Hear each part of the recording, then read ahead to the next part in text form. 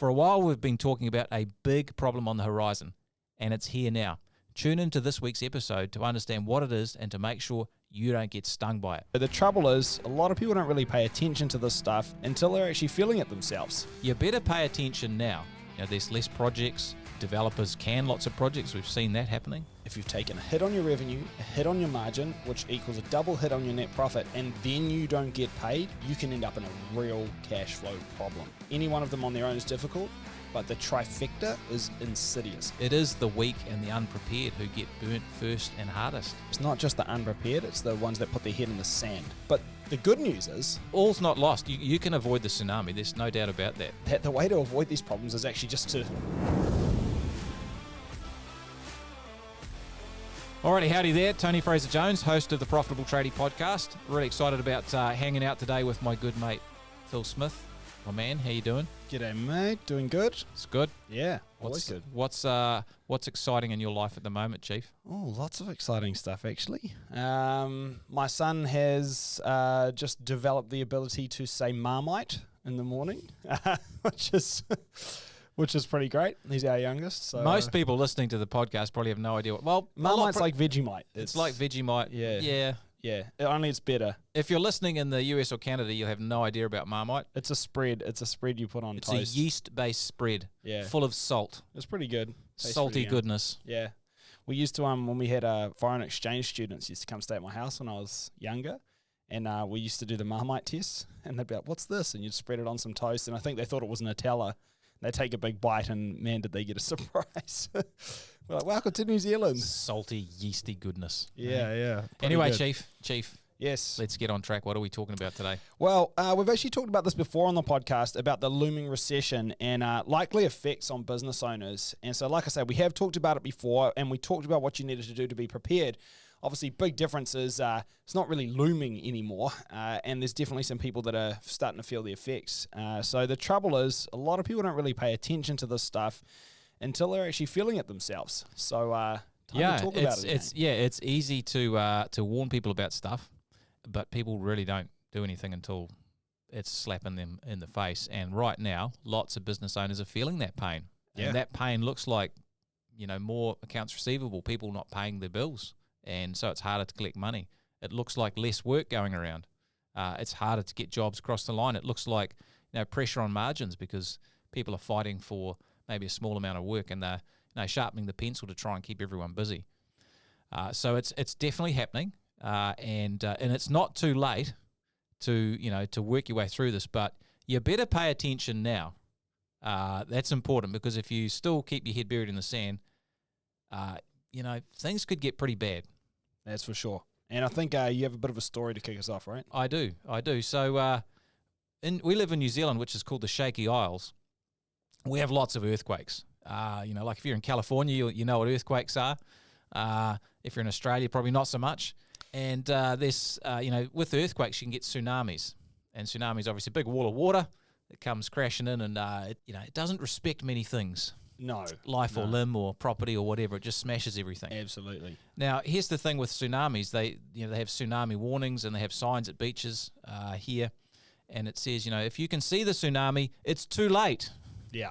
If you can see the tsunami coming, or if you're stupid enough to drive down to the beach to see the tsunami. Get a front row seat. Yeah, you're not a smart person. You're going to get clobbered by that tsunami. Yeah. It's too late. The advice here, guys, is don't go tsunami watching. No. So when you feel a strong, powerful earthquake, what we're told to do is actually go to high ground then. And as soon as you hear the tsunami alerts, the sirens and stuff, you go to high ground then. So you can get to the high ground and you're going to stay out of harm's way. Well, this the economic situation we find ourselves in at the moment is a bit like that. There are lots of warning signs out there. The earthquakes are happening. We know that stuff's happening, so it's time to get prepared. If you wait till it all hits you in the face, or you can see it coming in your particular business, it's way harder to get away. It's way harder to make it work. And so that's the thing. Don't go down to the beach and watch the tsunami. Read the tea leaves, and let's get to high ground now, so we can be on the front foot with our business. Yeah. More importantly, don't be sitting in your house while it's shaking, going, "This is fine." It's probably not. Time to make some changes. And I suppose if we don't pay attention to that changing economy and these signs, we run into some issues. We do. There's lots of issues, and fundamentally, when the economy starts to contract, and in the construction area, there's just less work to go around. There's less projects, there's less finance, so people find it harder to get jobs up out of the ground. Developers can lots of projects. We've seen that happening. Yep. We've seen development companies and big building contractors and general contractors, they're going under because the work's not there for them. So there's less to go around. And then the subcontractors, the plumbers, the electricians, and the similar contracting businesses are then looking for work from a smaller pool. That puts pressure on margins. That can put pressure on cash flow. It's hard to get paid because people are getting strung out. You can actually go broke. This is what happens. People go broke. Yeah.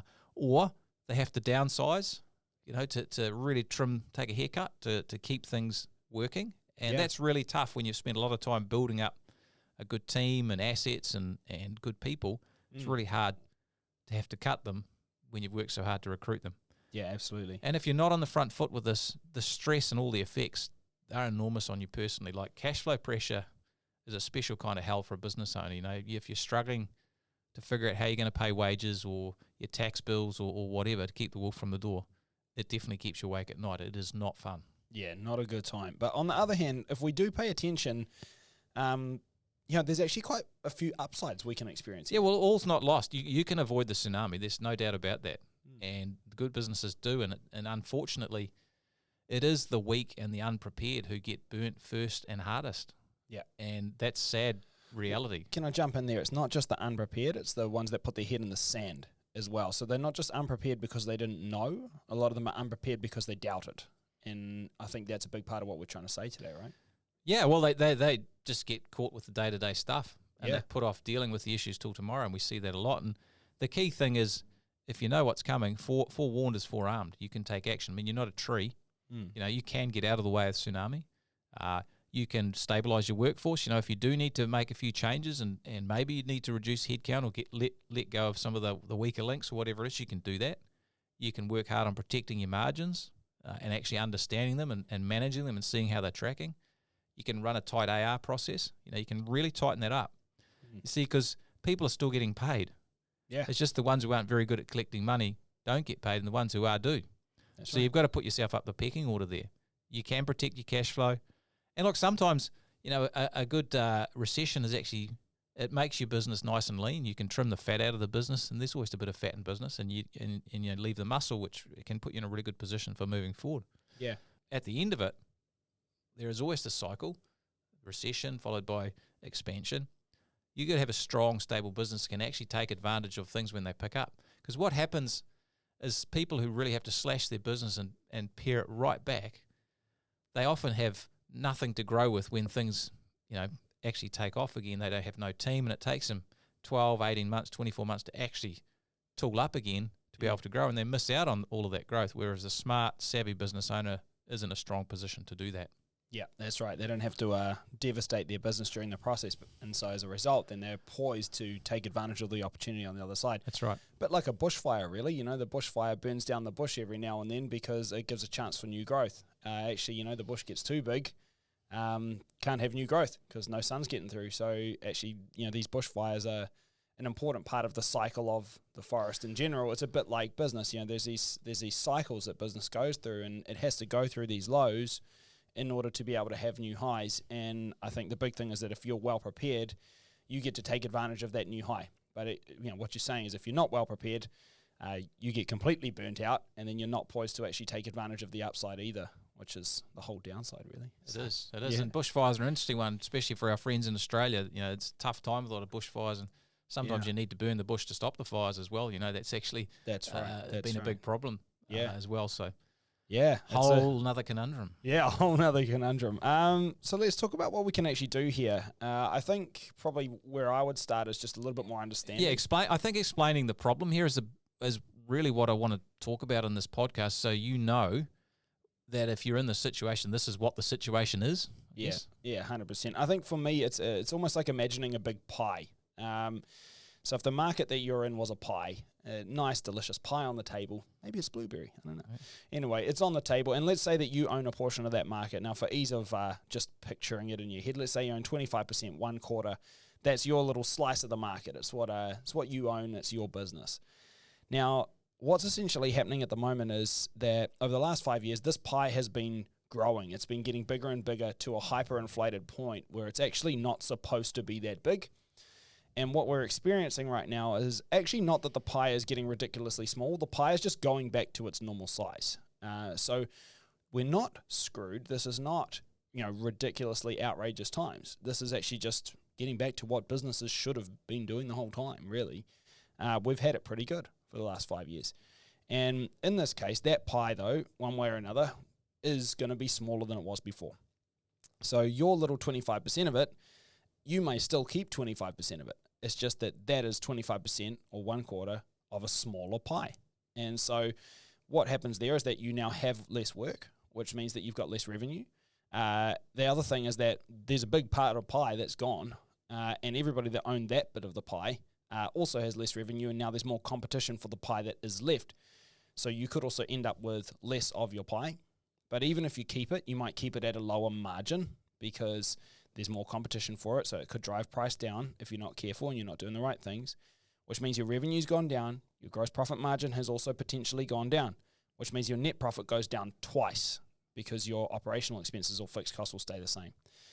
The next thing is that because there's also less money in that market in general, that pie is smaller, there's less money in there, which means people, in the past 5 years, if you didn't get paid, it's probably because the person didn't want to pay you. It's not because they didn't have the money. It's because they didn't want to pay you. There was probably some kind of dispute. Or they were just a rat bag. Or they're just a dick. Yeah. But one way or another, they didn't want to pay you.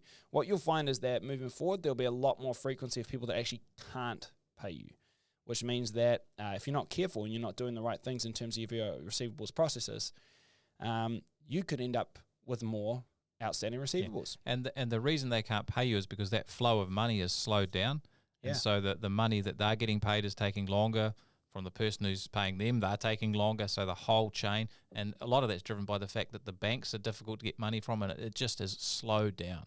Yeah, 100%. And then the difficult thing with that is that if you've taken a hit on your revenue, a hit on your margin, which equals a double hit on your net profit, and then you don't get paid by someone, you can end up in a real cash flow problem. And that's where we start to get real difficulty, because any one of those issues on its own, shrinking revenue or shrinking margin or difficult getting paid, any one of them on their own is difficult, but the trifecta is insidious. It's going to be a very, very damaging thing. Kryptonite for your business. That's right. So it's pretty tough. But the good news is that the way to avoid these problems is actually just to do the basics, really. Yeah, the basics of business. So when you're faced with that sort of triple threat, it is back to basics. And there's really, I guess, 3 key elements here that you want to be focusing on. And the first one is to protect your cash flow. And that is a real focus on making sure you do get paid for the work that you've done. And so there's some things you can do there. I mean, the first thing is protect yourself at the get-go. You need to have good terms of trade. You need to have good contracts in place that give you some legal protections if you're not paid. And if you at the moment are doing work for contractors particularly, or other business-to-business work without good contracts or terms of trade, you're putting your head in the lion's mouth. Yeah. You are really playing Russian roulette. There's a lot of metaphors going on today. Oh, yeah, there is. But you are playing Russian roulette with your business cash flow. Well, you're playing, actually worse, you're playing Russian roulette with your head in the lion's mouth, which is well, you kind of are. You're risking it. That lion's real hungry. You're risking this on multiple levels. Yeah, so I think in terms of trade, protecting yourself up front is incredibly important. Vetting your clients is important because what happens in this type of environment, you might find you're a little bit pinched for work and you find other contractors or businesses, whatever, come to you and you're like, whoa, this is like manna from heaven. This is fantastic. But the reason that they may be coming to you is because they're under cash flow pressure and they're actually looking for contractors to use as banks. Yeah, their previous contractor kicked them out. Yeah, their previous contract said, listen, Charlie, that's enough. Yeah, I can't keep working for you. I can't work for nothing. And so you have to be very careful about the miracle client. So you have to check them out, do your homework on them and do a little bit of background checking, credit checking as well, to make sure that they are actually above board, because you don't want to take on people who are just going to shop you around. Yeah, those are the people who, take the deposit from this job to pay for the problems of the last job. Yeah, totally. And I think the next thing I'd look at there is just making sure that you're maintaining your margins. I think, in a time like this when there is going to be more competition for work, it's never going to be more important than now to be really just on top of your margins and where your profit is coming from. So it's just consistently back costing. And I think everybody listening, probably a lot of people say, yeah, I back cost my work sometimes, most jobs, kinda, or maybe you don't at all. Now's the time, man. Like, you got to be really intimate with where your profit's coming from, where it's not coming from, where you're hitting the mark, where you're not hitting the mark, and looking at the trends there so that you can make sure that you're constantly, tightening things up, and if you think of your business a bit like a Formula One car, it's a finely tuned machine. It needs to keep being finely tuned, and this is essentially what we're talking about is make sure that you're on top of that, and looking at your financials monthly, making sure that things are still tracking the way you want them to track. You got to be looking at these trends and making corrections, because if you're not across this stuff at a time like this, and your way of looking at your financials, you check your bank balance every couple of months, you're going to be in for a world of hurt. Massive problems if you do that. And also, we're still in actually quite a high inflation environment. Inflation has come off a little bit. Inflation is basically prices going up, which means for you and your business, you're faced with, potentially reduced revenue, more competition to get jobs, but also material prices and labor costs are actually going up as well. And so if you're not understanding that, and, if you don't look at that for a few months, you'll find that you've lost 2 or 3 or 4 points of margin just through that creep from your suppliers and maybe a few pay rises that you've given people, and you're getting a haircut in another way. So that's absolutely critical. I think that it's just do the basics of understanding your numbers. If you're not doing that at this time, you really are rolling the dice. Yeah, and I think the thing is, we've always advocated for that, but probably for the last 5 years or so, there's been some people that could have gotten away with not doing it as diligently. They would have been way better off if they had done it, but the fact that they didn't do it may not have sunk the ship. It'll sink the ship now. That's really the difference. It's very simple. In times of plenty, people waste stuff. Yeah, of course. And that's how it's been forever. Plentiful harvest, people don't worry too much. But when it's tight, people need to pay attention. I think something else here, Phil, that's really important is looking at your profitability for sure, but your balance sheet is really important now. Well, more so than ever. I mean, it's always important, right? But your balance sheet shows you the assets and the liabilities. In particular, we want to look at the people who owe you money. Yeah. So your accounts receivable, you'll see that in your balance sheet. If you go into your financial system, whatever it is, you can print this out, and it'll show you the people who you've invoiced who actually still owe you money, and you need to track that really tightly. Because what tends to happen is that will start to blow out, and that's obviously going to cause issues for you to pay your bills. Yeah. And so you need to be on that and have a real good system for actually making sure that people are paying you. Yeah. And that's the phone calls, the follow-ups. We've talked about this on the pod several times. Sending people to collection if you need to. Yeah. But doing that work up front so that then hopefully you don't have to. Again, you want to have that gun and not need it, rather than needing the gun and not having it. So it's doing that work up front just to make sure that you don't get into these situations in the first place. And again, I think in the last 5 years, we've been able to be a little less diligent with that and no more. It's like, if you haven't already tightened this up, now's the time. Which really brings me to the next one, which is diversifying your client base and basically marketing. And sales, I think, slips in here as well. Yeah, definitely. And I think, again, it's something that probably for the last 5 years we've been a bit spoiled with, right? There's been a lot of work around. Probably the big thing that's been on your mind is, how do I get more tradesmen? How do I grow my team and keep up with the workflow that's on offer so that I can make the most of this situation? The difference now is you actually have to start actively acquiring new work, or otherwise you're going to be a bit screwed. If we think back to that pie analogy, like I say, the pie is getting smaller, which means that you're going to have the same percentage, hopefully, but of a smaller pie. Thing is, if you go hard at trying to increase your percentage of the pie, then you actually end up with a lot of huge upsides. I mean, this whole pressure we're talking about is because your revenue's decreasing, your GP may be decreasing because you have more competition for your slice of the pie. You're struggling to get paid because people have less money, but the more you proactively market, the more choice you have. So you may gain more of the pie. You may keep your same percentage of the pie, but you have more options. So the percentage you keep is going to be the people that actually are at better margins and can pay. And so actually, this is a really important key to negating all of these problems. And it's probably been the most overlooked business function for the last 5 years. Good news is probably nobody else is really doing it either. And so developing some skills in this area, even though you might be thinking, shit, man, I'm not a marketer. I don't know what to do. Blah, blah, blah. Cool. Nobody else does either. So you're all starting from the same place. And most people are just going to, throw their hands up and be like, I don't know what to do. So if you really go hard to strengthen this and you get some more arrows in your quiver, geez, you got a lot of upside there. And here's the really important mindset shift that happens here, which will separate the winners from the, what do we call them? Non-winners. Well, the also-rans. Yeah, we're not allowed to say losers today. No. Non-winners, which in our language are the losers. Sure. Is, there's two economies, isn't there? There's the economy out there, which is where we, feel like it's all happening to us. We have no control over it. Oh, there's not as much work and everyone's dropping their pants on price. And that's, kind of Chicken Little. It's terrible. I can't do anything about it. That's the economy. Marketing and sales allows you to create your economy, where you take control of the results that you have. And so that looks like, hey, if you've got a couple of clients in your niche, it's like, well, I need to go and market to another 10 or 15 clients so I can get some more in the niche that I'm working in. It's like, okay, well, I've done a lot of work for high volume housing contractors.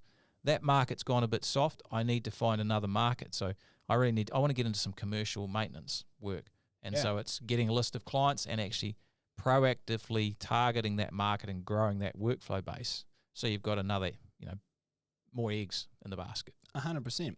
And there's definitely some markets that are, will be weaker in these times and other markets that won't. I mean, like, end of the day, if you look at a lot of maintenance markets, like if I'm in an office, I'm just thinking about our offices, right? So every now and then the toilets in our offices, they block up. They malfunction. Yeah, look, we've got a pretty poor system here as far as the plumbing. It's a plumbing nightmare. Goes. The plumbing design was a disaster. Yeah, and anyway, what happens? We have issues every now and then, but the point is like, if you look at this, if we have any issues with that, there's a whole bunch of people work in this office. It's not like we're thinking, you know what, economy's tough, maybe we should leave it. Toilets overflowing and all that. But, no, it's cool. We'll leave it. Not only is the toilet overflow, it actually comes up the shower waste. It's horrendous. It's but anyway. outrageous. It comes up into the hallway. It's a problem, man. But the point is, it's like, you're not going to ignore that because, it's tough times. You're going to call someone. They're going to come today, and you'll pay a premium to get them here as soon as possible, and you'll definitely pay your bill because of how critical this is.